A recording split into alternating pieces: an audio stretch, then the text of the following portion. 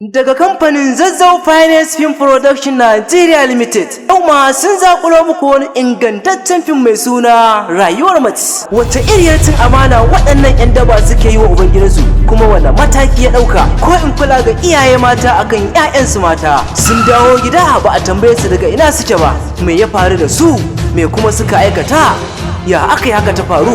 Duka dai a cikin shirin Rayuwar Mace. Ta yi amfani da ɗabi'unsa kuma ta ci amanarsa. Daga wani bangaren kuma ta ba shi yarda ya ɓata wayensa. Me ya faru da shi kuma me ya same shi?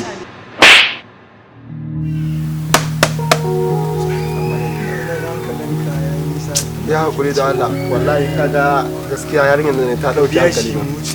Sorry, nawa ne kuɗinka da Allah? Duka dai a cikin shirin Rayuwar Mace. Wane irin mataki iyaye ke ɗauka akan 'ya'yansu?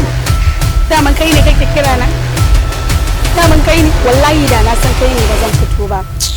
Duka dai a cikin shirin Rayuwar Mace. Imran, me ya faru ne ka zo na nan kai jimawa? Tunanin me kake yi?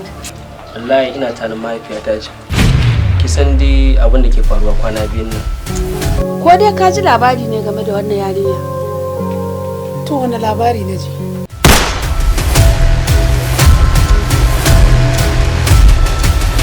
Zara kusa da ba magana soyayya ba ce, magana ce akan wannan yara.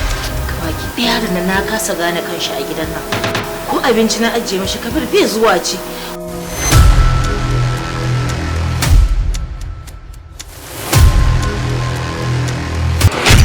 Wace iriyar cin amana waɗannan 'yan daba suke yi wa ubangidansu? Sara, suka, kisa, zub da jini. Rayuwar mace ɗan ƙanƙanin lokaci ba. Inda za ki je